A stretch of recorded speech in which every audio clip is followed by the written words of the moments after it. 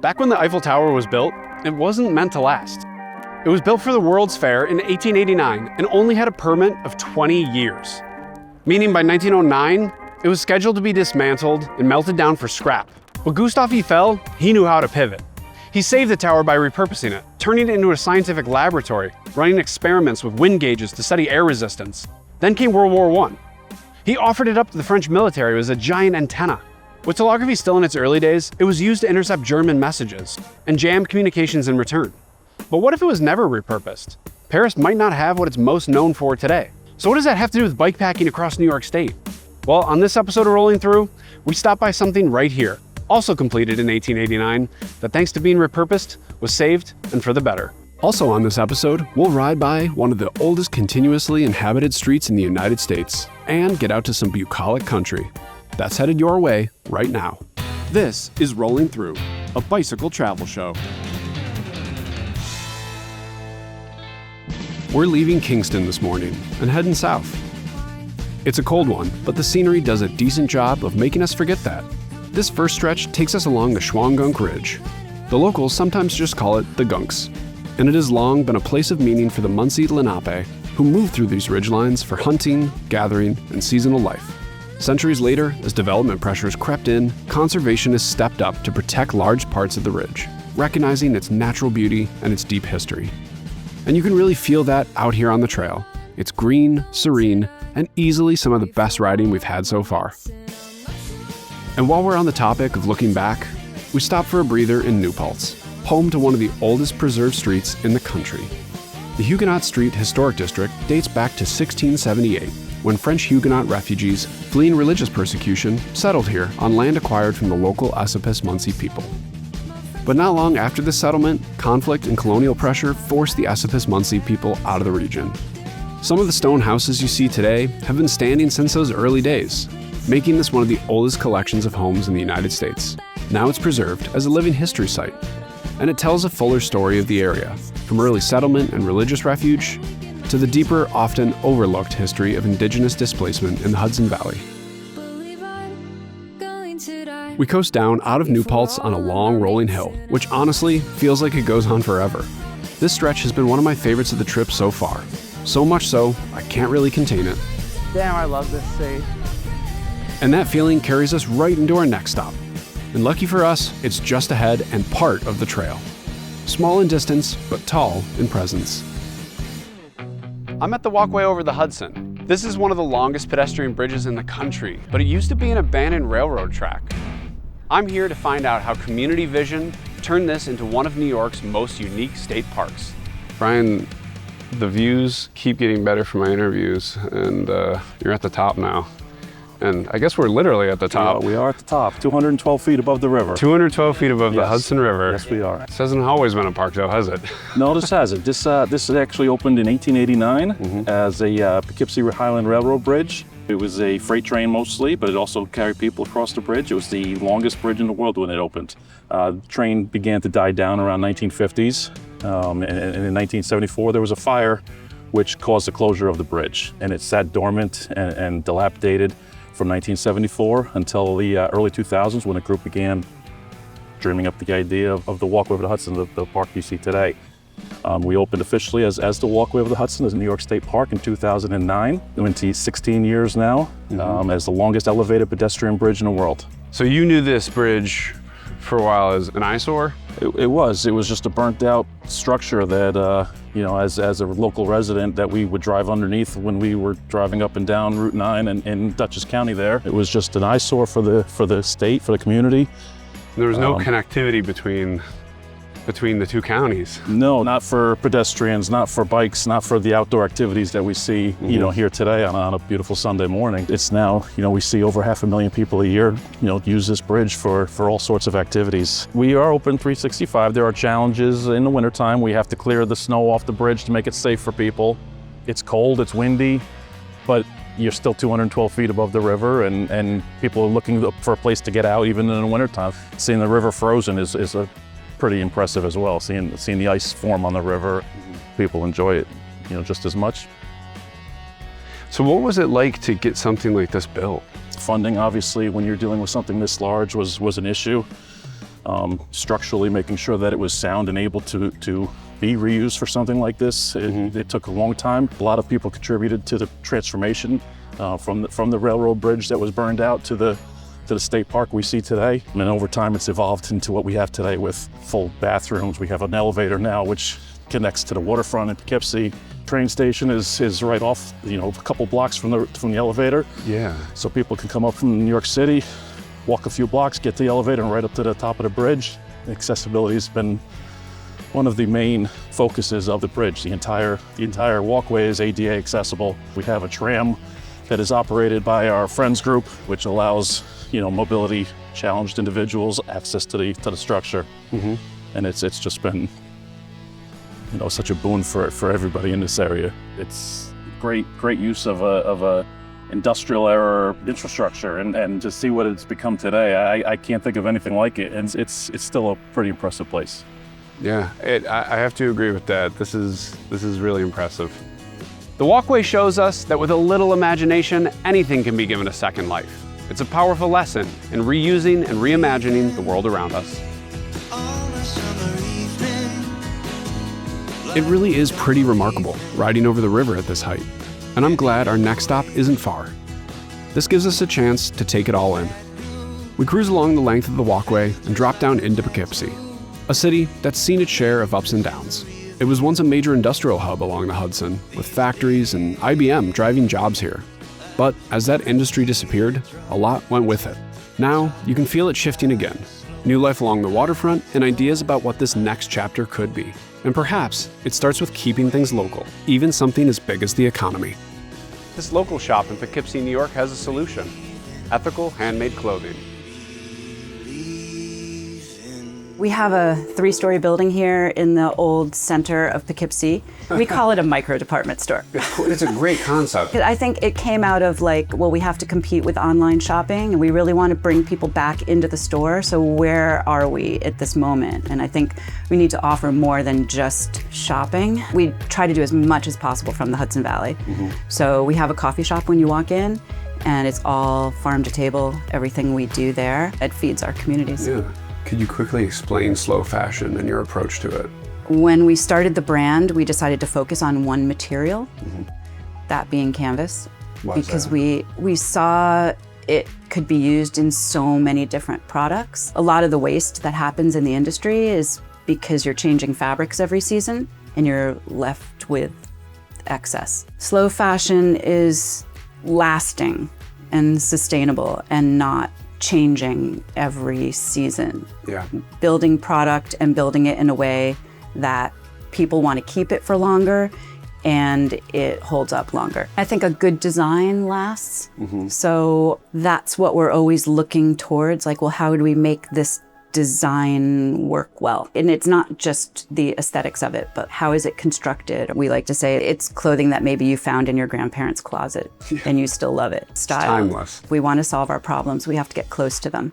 And what that meant to me was outsourcing takes our eyes away from what we do, and we're left with all of these issues, whether it be disposing of clothes or this whole disposable economy. Because we don't know who made it, and we don't value it in the same way that we would if we knew our friends and neighbors were making these things. We may not want to throw them out. I think we've lost a little bit the understanding of the value of keeping money in the community. And we keep looking at the problems in our communities and thinking about how we can solve them, but not thinking about the money chain. All these companies have been scaled so that no matter where you're traveling to, you end up seeing the same stores. Yeah. And you really want to have these stories of I traveled here and I got this, because it reminds you of that trip. And this is part of the thing I love about clothes. It becomes part of the story of your life. It travels with you as you age and as you move around. You've got these things that you're carrying with you and you put on your body. And I think sometimes we just write it off as being fashion is frivolous, but it really is not. I have a t-shirt, it doesn't even fit me anymore, but I got it at the Bob Dylan concert, my first ever concert, and I won't get rid of it because I have... Yeah, it's a part of the story of your life. I love that. Exactly. When you buy local and support slow fashion, you're not just buying a piece of clothing, you're supporting a more just and sustainable economy. It's a small change that can make a big difference. Now Greg and I settle in for a 24-mile ride to our next stop. But it won't be the quickest because we're climbing. It's a long, steady grade. Only about 1%, but it adds up. Over 1,000 feet of elevation. Enough to keep the gears low and the legs working. This stretch runs alongside the Appalachian Trail, so you can see thru hikers passing by, on their way to or from Georgia to Maine. And for a climb like this, I'm glad it's smooth. No technical features like what the hikers are dealing with out there. After grinding it out for a while, we finally roll in to meet Dylan Carey with Parks and Trails New York. They're a statewide nonprofit working to expand and protect trails like this, connecting communities, improving access, and making it easier for more people to get out, enjoy, and ride. We're dedicated to the protection of New York's network of public lands. The park system gets over 85 million visits a year. And we also work to advocate for an interconnected network of greenway trails across the state. Trails such as the Empire State Trail, which is the spine of the state's greenway network. It really is a gem of the state, I have to say. It really is, and it really speaks to the vision of those who, over the last 30 plus years, have identified that there's so many opportunities to connect these abandoned former railroad corridors, the corridors along the old canal, other places to give people safe places to walk and to bike, and to create this network that really now extends from New York City to Buffalo and up to Canada. And you know, that 750-mile network that is the Empire State Trail, it's now the longest statewide trail network in the United States. We have an incredible diversity of trails too. You've got the trails that go along the old canal that are just beautiful. You've got trails like this that are former rail corridors, and they all connect to so many other beautiful trails in and around our state park system. Endless miles. And endless miles, yep.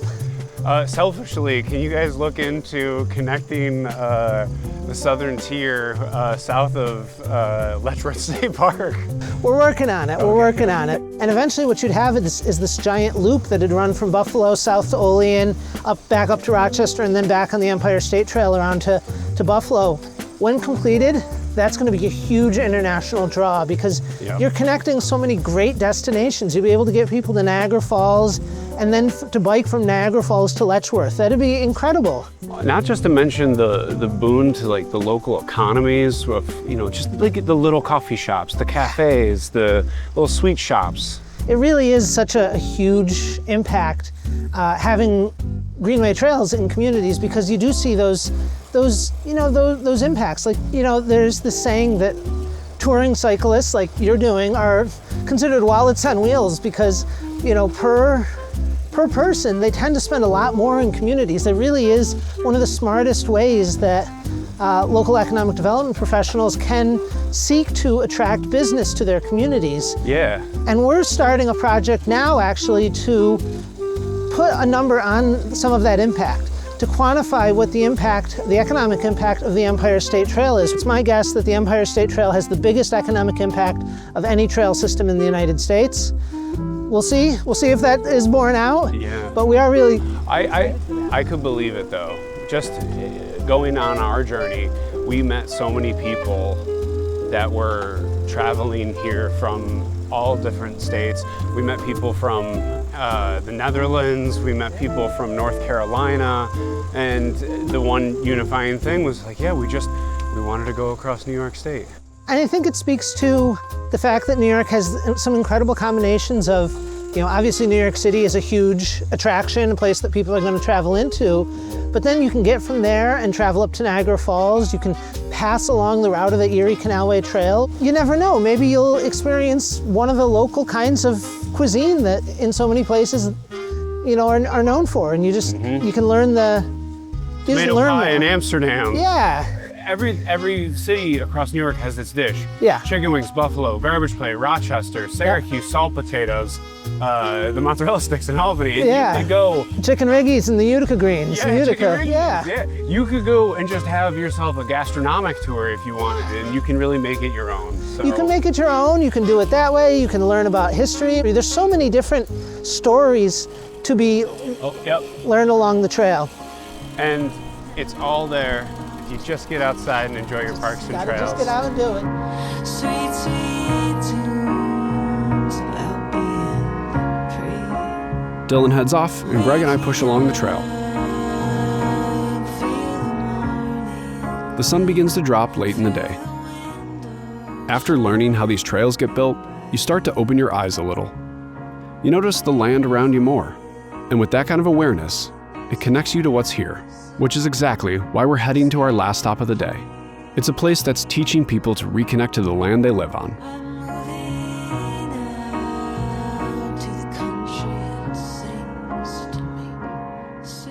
I'm at Tilly's Foster Farm in Brewster, New York, to find out how they're teaching people where their food comes from and why sustainability matters. Tilly Foster was purchased by Putnam County in about 2001. It was an opportunity that the county had using New York City watershed funds to help preserve open space. We have farm animals, of course, which is a big draw to the public to come. We have kids throughout the day with their parents coming around to visit our different farm animals, and we grow vegetables. We have bees. We do have some bee classes to produce honey. And we have fish in our pond. We have some people here fishing tonight, which we stocked and redid a few years ago. We have a Cornell Cooperative Extension doing a shiitake mushroom farm in our woods. Nice. And we're trying to be the best stewards of this land and do the best we can with it. An interesting thing about Tilly Foster Farm, because we use New York City watershed funds to purchase it, we were required to put a conservation easement on the farm. So we have a agricultural easement on the farm that dictates what we can and can't do on the property, as well as they work with us to formulate our best farm practices and help write our whole farm plan. So everything we do in the farming aspect of things is for water quality and soil quality and how to enhance that. So if somebody didn't know what a municipal farm is, can you explain it? So the property is owned by the taxpayers of Putnam County, and we are the stewards of it. We're here to try to give the public reasons to want to come on the farm and use their property. We have a concert series throughout the summer where people can come up. I think what Tilly Foster offers that's different than other farms is there's a little thing for everybody. Yeah. You may not want to come to see the farm animals, but you might want to come to see the concert. You might want to come to the restaurant, but you could care less about coming and fishing in the pond or hiking in the hiking trails. But there's a lot going on where there's something for everybody throughout Putnam County to be able to come and enjoy their property. It's a real community gathering space. It really is. And what do you most appreciate about the community aspect of the farm? My favorite part is watching the families and the kids come onto the farm. Yeah. I mean, if you come up here at lunchtime on a Wednesday afternoon and you see the small kids running around the farm animals and the parents walking around with them, this may be their first experience of seeing farm animals. We're an hour from New York City. Yeah. You know, this isn't farm country like it probably was 100 years ago, but it gives them the opportunity to kind of give that small experience of the farming life that the kids upstate grew up with. We mowed our hay, we baled our hay, we feed our hay to the animals. We started seeds in our greenhouse, we planted the squash plants, and we harvested bushels of squash, so many that we're giving them away to the food banks. Our bees, you know, they just extracted the honey from the beehives last week, and we got jars of honey now that we can share with people. So that's the rewarding part, what it gives back to us. From the soil to the dinner plate, this farm teaches us that food is a tool for education and community. It's a great reminder to reconnect with the land and what's on our plate.